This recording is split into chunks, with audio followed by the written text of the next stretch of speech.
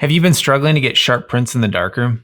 This could be caused by quite a number of things, but there are some common issues that will have to be dealt with. In this video, I'm going to go over 7 steps to sharper darkroom prints.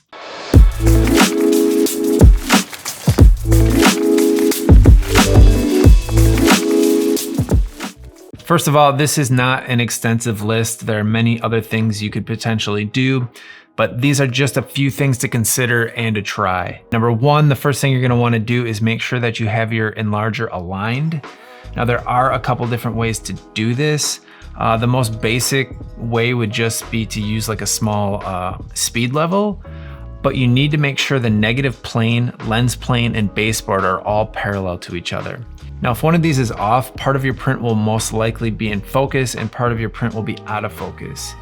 Now, there are different ways to align different enlargers, but the objective is always the same. Get those 3 planes and the negative lens and baseboard parallel. The current enlarger that I'm using does not have adjustments for the negative and the lens plane. It comes factory aligned.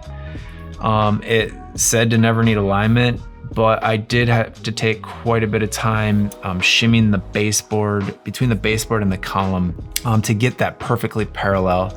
And the other 2 planes just are pretty much set and they are very well aligned. Another way to actually align your enlarger would be to use a laser alignment tool. Now, I made a jig a long time ago and it was based off the instructions found in the Way Beyond Monochrome book. It was pretty simple to do and it does work really, really well. Now, using the laser to align things is pretty easy, and you basically put glass in the negative carrier and on the lens plane, and then you shine the laser up into them so it reflects back. And once you can get it to come back directly on top of itself so you can't see it on the jig at all, then you know everything is parallel and in line. You basically just adjust the stages until it does that. So VersaLab is a company, they made the print washer that I use, and they also still make a laser tool for aligning enlargers. I will definitely link it in the description below. Otherwise, a level and a little patience works just fine. Or if you do have a copy of Way Beyond Monochrome, you know, sourcing the materials to make that little jig. Like I said, I did it quite a while ago, but it was fairly easy and it was quite a bit cheaper to do it that way. On to number 2, you're gonna wanna use your sharpest enlarger lens aperture. Now, this is especially important when it comes to like cheaper lenses and lenses that came with your particular enlarger or with the enlargers back in the day, or they're still actually making them. Now, these lenses should usually be stopped down 2 to 3 stops from wide open. If you go far past that, the lens is gonna start to suffer from diffraction. So just be careful and try to keep it in the sweet spot for that particular lens. Now, more expensive glass and larger format lenses can usually be stopped down, you know, without as many problems at both ends, but really it is dependent on the lens. Now, the other thing that's stopping on the lens, it will also increase your depth of focus and cover any slight misalignments your enlarger may have. Number 3. Use a grain finder to check edge focus. The first thing you're gonna wanna do when you're focusing your negative is check focus at the middle of the image with the lens set wide open. This is gonna do a couple of things, but it's gonna brighten the image up and it's gonna make it a lot easier to see. But much more importantly, the depth of focus will be really shallow. And when you're adjusting and looking at the grain, the focus is gonna pop in a lot easier and it's gonna be a lot easier to see when it's really, really sharp. Then once that is set, stop the lens down to the working aperture. So if your lens opens widest to 5.6, you're gonna wanna try about f11 or so. And then check focus at the edges and corners of the print. Some grain finders make this difficult, but you wanna make sure that everything is in focus across the image. Number 4. Use a longer focal length enlarging lens than is actually required. For example, I usually use a 105mm lens for my 6x6 negatives instead of the standard 80mm. When you do this, you're using more of the center of the lens, which will give you better quality across the negative, sharper corners, and more even illumination. The downside is you will need to raise the enlarger head a bit to get the same size enlargement from that negative.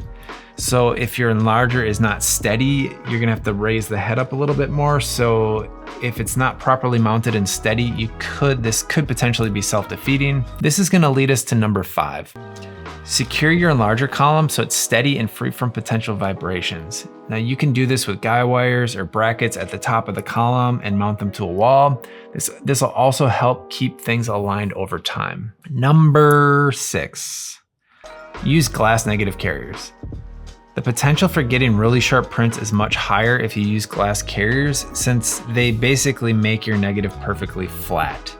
Now I put this a little lower on the list, and I do use a glass carrier, but I will avoid it if I can, mostly because the probability of having dust spots goes up just like exponentially, and dust can just be a pain in the ass. So I try to take the easy way out if I can. Not always the best for sharpness, but I find that the negative carriers in my enlarger do hold the film pretty flat, but definitely not as flat as sandwiched in glass. But if you want the sharpest prints possible, this is something that you're definitely gonna wanna consider.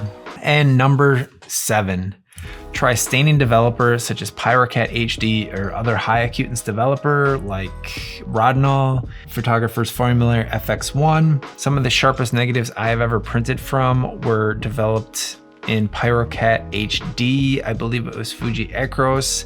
Could have been T-Max 100. I shot a lot of that developed in Pyrocat back in the day, or if I need something really sharp, now I go to T-Max 100 and Pyrocat. Let's do a little recap. First thing is make sure your enlarger is inlined. The second, use the sharpest lens aperture for your lens. The third, use a grain finder to check edge focus. Fourth is use a longer focal length lens than is required. 5, make sure you secure your enlarger. 6, use glass negative carriers. And number 7, use a high acutance developer. Simply sharper negatives equal sharper prints. All right, so I just wanna go over a few final thoughts about print sharpness. Now, getting crisp, sharp prints is definitely a great thing to strive for when you're making a darkroom print. However, I try not to get too obsessed with any one film and printing characteristic. So extreme sharpness is not the be all end all. And in many cases, it might not even suit the subject matter of the image you're making. Truth be told, some of my favorite images are not sharp at all. Photography is much more, in my opinion, much more about mood and feeling, not so much technical stuff. But I guess my point is that if you do need something to be sharp in order to express your own artistic vision for an image, that you are able to do just that. Till next time.